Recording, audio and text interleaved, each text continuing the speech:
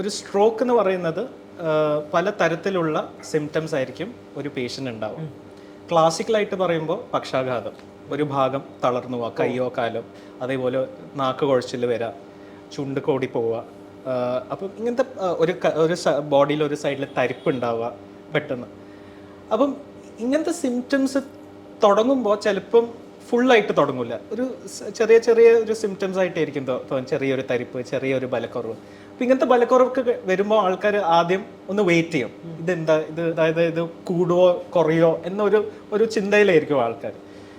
അപ്പം ഒന്ന് അവരെ ഈ പറഞ്ഞ വ്യക്തികളെ ഈ സ്ട്രോക്ക് എന്താണെന്നും ഈ സ്ട്രോക്കിന്റെ ട്രീറ്റ്മെന്റ് എത്രയും പെട്ടെന്ന് ഹോസ്പിറ്റലിൽ പോയാലേ അത് കിട്ടുള്ളൂ എന്നും, ഒരു 4.5 മണിക്കൂറിന്റെ മേലെ ഒരു നിങ്ങൾ ഏത് ഹോസ്പിറ്റലിൽ ഏത് ന്യൂറോളജിസ്റ്റിനെ കാണാൻ പോയാലും അതിനുള്ള മരുന്ന് കൊടുക്കാൻ പറ്റില്ല എന്നും അത് ജനങ്ങൾ മനസ്സിലാക്കണം. ഓക്കെ, അപ്പോൾ ടൈം ബൗണ്ട് ആയിട്ടുള്ള ട്രീറ്റ്മെന്റ് ഇതാണ്. പിന്നെ ഇപ്പോൾ മെക്കാനിക്കൽ ത്രോംബെക്ടമി എന്ന് പറഞ്ഞ ഒരു ചികിത്സയും കൂടി ഉണ്ട് സ്ട്രോക്കിന്. അതായത് നമ്മുടെ ബ്രെയിനിലോട്ടുള്ള വലിയ വലിയ രക്തക്കുഴലിൽ എന്തെങ്കിലും തടസ്സം വന്നാൽ അവരെ ഒരു കാത്ത് ലാബിൽ പോയിട്ട് ആ ക്ലോട്ട് എവിടെ നോക്കിയിട്ട് ഇമേജ് ഗൈഡഡ് അത് ആസ്പിറേഷൻ ചെയ്യുന്നതാണ്, ആ ക്ലോട്ടിനെ വലിച്ചു നിൽക്കുന്നതാണ് മെക്കാനിക്കൽ ത്രോംബെക്ടമി. അപ്പം ഒരു സ്ട്രോക്കിന് ലക്ഷണങ്ങൾ ഉണ്ടെങ്കിൽ ഒരു സ്ട്രോക്ക് റെഡി ഹോസ്പിറ്റലിൽ പോകണം. അല്ലെങ്കിൽ വെറുതെ ഒരു ചെറിയൊരു കാഷ്വാലിറ്റി പോയിട്ടോ, അല്ലെങ്കിൽ അതായത് ഇതൊന്നും ചെയ്യാൻ പറ്റാത്ത ഒരു ഹോസ്പിറ്റലിൽ പോയിട്ട് വെറുതെ സമയം കളയരുത്. ഒന്ന്. രണ്ടാമത്തത്, നമുക്ക് ഈ പറഞ്ഞ പോലെ ഹൃദയാഘാതം. ഈ ഹൃദയാഘാതം ഇപ്പോഴത്തെ സിനാരിയോയില് പണ്ട് വയസ്സ് കൂടിയ ആൾക്കാർക്കാണ് ഹൃദയാഘാതം വരുന്നതെന്നാണ് പറയാറ്. ഇപ്പം വയസ്സ് കുറഞ്ഞ ആൾക്കാർക്കും ഹൃദയാഘാതം വരാറുണ്ട്. 30 വയസ്സ് കഴിഞ്ഞ ആൾക്കാർ, 40 വയസ്സിലുള്ള ആൾക്കാർ. അപ്പോൾ ഈ ഒരാൾക്കൊരു നെഞ്ചിലൊരു പിടുത്തം വന്നു കഴിഞ്ഞാൽ, ഒരു നെഞ്ച് വേദന വന്നു കഴിഞ്ഞാൽ, അത് ആദ്യം എല്ലാവരുടെയും മനസ്സിൽ എന്താ വരാ? ഗ്യാസ്. അപ്പോൾ ഈ ഗ്യാസ് എന്ന് പറയുന്നത്, ഇപ്പം നമ്മൾ പലപ്പോഴും ആൾക്കാർ ഒരു നെഞ്ചിൽ ബുദ്ധിമുട്ടായിട്ട് ഒരു എമർജൻസി ഡിപ്പാർട്ട്മെന്റിൽ വരുമ്പോൾ നമുക്കറിയില്ല അതൊരു ഗ്യാസ് ആണോ അല്ലെങ്കിൽ അതൊരു ഹൃദയാഘാതമാണോ എന്ന് നമുക്കറിയില്ല. അങ്ങോട്ട് പറയാം ഗ്യാസ്. അതെ, ഇങ്ങോട്ട്. അപ്പം നമ്മൾ പലപ്പോഴും ഒരു ECG എടുത്ത് നോക്കുന്ന നല്ലല്ലേ എന്ന് പറയുമ്പോൾ people are so sure that അത് ഗ്യാസ് ആയിരിക്കും. അങ്ങനെ ഗ്യാസ് ആയി ചിന്തിക്കുന്ന പല ആൾക്കാരും അത് ECG എടുക്കുമ്പോൾ അതൊരു ഹൃദയാഘാതമായിട്ട് മാറിയിട്ടുണ്ട്. അപ്പൊ ഞാൻ പറയുന്നത് വെച്ചാൽ നമ്മൾ എന്തായാലും ഒരു ഹിസ്റ്ററി വൈസും ചിലപ്പം ഒരാൾക്ക് ഒരു നെഞ്ചിലൊരു ഹെവിനെസ്, ഒരു ഘനം വെച്ച പോലെ, അല്ലെങ്കിൽ ആ ഒരു വേദന കയ്യിലോട്ടോ ഈ കഴുത്തിലോട്ടോ ഈ ഭാഗത്തേക്കൊക്കെ പോകുന്നുണ്ടെങ്കിൽ ആ സമയത്ത് ആ വേദന വരുമ്പോൾ ചിലപ്പം അധികമായിട്ട് വിയർക്കുക, ഛർദ്ദിക്കാൻ വരിക, തലകറക്കം വരിക, ഇങ്ങനെയൊക്കെ ഉണ്ടെങ്കിലാണ് നമ്മൾ കൂടുതലും ഒരു അറ്റാക്ക് ആവാനുള്ള സാധ്യത ഉണ്ടെന്ന് നമ്മൾ മനസ്സിലാക്കുന്നത്, ഹാർട്ട് അറ്റാക്ക് എന്ന് പറയുന്നത്. അപ്പോൾ അങ്ങനത്തെ സിംറ്റംസ്, അതിൻ്റെ പ്രശ്നം എന്ന് വെച്ചാൽ ഇതൊരു കോൺസ്റ്റന്റ് ആയിട്ടുള്ള ഒരു വേദനയല്ല, ഇത് എപ്പോഴും വന്നു പോകുന്ന ഒരു വേദനയാണ് ഈ ഹാർട്ടിൻ്റെ. ഓക്കെ, കൂടുതലും. അപ്പം ഇപ്പം എനിക്കൊരു വേദന വന്നു കഴിഞ്ഞാൽ ചിലപ്പോൾ ഒരു 20-30 മിനിറ്റിന് ശേഷം ചിലപ്പോൾ ആ വേദന ഒന്ന് പോകും. അപ്പോൾ പിന്നെ നമ്മൾ വിചാരിക്കും now I am back to normal, so everything is okay എന്ന് പറയും.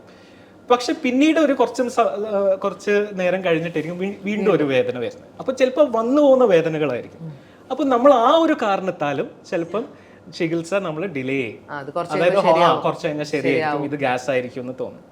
അപ്പോൾ പ്രത്യേകിച്ച് റിസ്ക് ഫാക്ടേഴ്സ് ഉള്ള ആൾക്കാർക്ക്, എന്ന് വെച്ചാൽ ഷുഗർ, പ്രഷർ, സ്മോക്കിംഗ് ഉള്ള ആൾക്കാർക്ക്, വ്യായാമം കുറവുള്ള ആൾക്കാർക്ക്, ഇങ്ങനത്തെ സിംറ്റംസ്, ഞാൻ നേരത്തെ പറഞ്ഞ സിംറ്റംസ് ഒക്കെ വരാണെങ്കിൽ എത്രയും പെട്ടെന്ന് ഒരു കാർഡിയാക് സെന്റർ ഉള്ള ഒരു ഹോസ്പിറ്റലിൽ പോകുന്നതാണ് ഏറ്റവും നല്ലത്. പക്ഷെ അവിടെ ഇമ്മീഡിയറ്റ് ആയിട്ടുള്ള ട്രീറ്റ്മെന്റ് വേണമെങ്കിൽ ഒരു ലോക്കൽ ഹോസ്പിറ്റലോ, അതായത് ഒരു ചെറിയ ഹോസ്പിറ്റലായാലും ഇമ്മീഡിയറ്റ് ഒരു ECG എടുത്തിട്ട് നോക്കാനുള്ള ഒരു കഴിവുള്ള ഒരു ഹോസ്പിറ്റലിൽ പോകുന്നതായിരിക്കും നല്ലത്.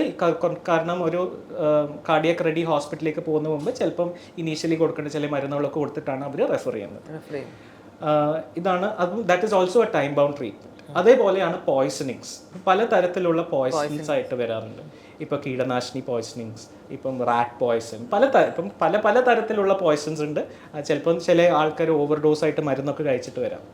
അപ്പം ഇങ്ങനെയൊക്കെ കഴിച്ചിട്ട് വരുമ്പോൾ ആദ്യത്തെ 1 മണിക്കൂറിൻ്റെ ഉള്ളിൽ മാത്രമേ പൊതുവെ ഇപ്പോഴത്തെ ഗൈഡ് ലൈൻസ് പ്രകാരം നമുക്ക് വയറൊക്കെ കഴുകാൻ പറ്റുള്ളൂ. ചില പോയ്സൺസ് ആണെങ്കിൽ ചിലപ്പോൾ 4 മണിക്കൂർ വരെ നമുക്ക് അത് മുമ്പോട്ടേക്ക് പോവാം. അപ്പോൾ ആ 1 hour ഇസ് വെരി ഇമ്പോർട്ടൻറ്റ്. പല തരത്തിലുള്ള ടോക്സിൻസ് ഉണ്ട്. അപ്പോൾ ടോക്സിക്കോളജി ചില പോയ്സൺസ് കഴിച്ചിട്ട് പേഷ്യൻസ് എമർജൻസി ഡിപ്പാർട്ട്മെന്റിൽ വരുമ്പോൾ അവരെ എങ്ങനെ ചികിത്സിച്ച് മാറ്റാം, അതിന് എഗെയിൻസ്റ്റ് ഉള്ള ആന്റിഡോട്ട്സ് ഉണ്ട്. ആ ആന്റിഡോട്ട് സമയാസമയത്തിന് കൊടുക്കണം. എത്രയും പെട്ടെന്ന് കൊടുത്താൽ അത്രയും നല്ലത്. അപ്പോൾ നമ്മൾ അപ്പോൾ എപ്പോഴും മനസ്സിലാക്കേണ്ട കാര്യം, നമ്മൾ ഒരിക്കലും വെയിറ്റ് ചെയ്യരുത്. നിങ്ങൾക്ക് സംശയം ആണെങ്കിൽ നിങ്ങൾ ഹോസ്പിറ്റലിൽ പോവുക, എന്നിട്ട് സംശയം തീർക്കുന്നതാണ് നല്ലത്. ഓക്കെ, ഇതാണ് മെയിൻലി എമർജൻസി ഡിപ്പാർട്ട്മെന്റിൽ വരുന്ന ടൈം ബൗണ്ട് ആയിട്ടുള്ള ചില കേസസ് എന്ന് പറയാനുള്ളത്. പല അസുഖങ്ങളുള്ള ആൾക്കാരാണെങ്കിൽ എന്തൊക്കെയായാലും നമ്മളുടെ ലൈഫ് ത്രെറ്റനിങ് ആയിട്ടുള്ള ഒരു കണ്ടീഷനിൽ അവർ എമർജൻസി മെഡിസിൻ ഡിപ്പാർട്ട്മെന്റിൽ വന്നാൽ ചിലപ്പം ജീവൻ രക്ഷാ മാർഗങ്ങളുടെ ഭാഗമായിട്ട് വെന്റിലേറ്ററിലേക്ക് മാറ്റാനും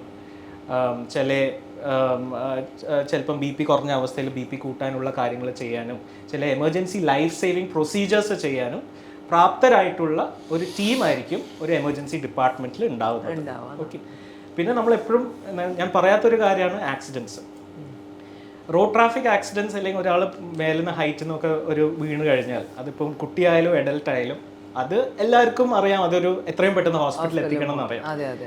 പക്ഷേ ഒരു ഹോസ്പിറ്റലിൽ എത്തിക്കഴിഞ്ഞിട്ട് അവിടെ ഒരു ടീമായിട്ടായിരിക്കും അവർ നോക്കുന്നത്. എമർജൻസി ഡിപ്പാർട്ട്മെന്റിലെ എമർജൻസി ഡോക്ടേഴ്സ് മാത്രമല്ല, ഇപ്പം പല വിഭാഗം, orthopaedics, neuro surgeons, gastro surgeons, അങ്ങനെ പ്ലാസ്റ്റിക് സർജൻസ്, എല്ലാവരും ഒരു ടീമായിട്ട് വർക്ക് ചെയ്യുമ്പോഴാണ് നമുക്ക് അൾട്ടിമേറ്റ് ഏറ്റവും ബെസ്റ്റ് ആയിട്ടുള്ള കെയർ നമുക്ക് നമ്മുടെ പേഷ്യൻസിന് കൊടുക്കാൻ പറ്റും.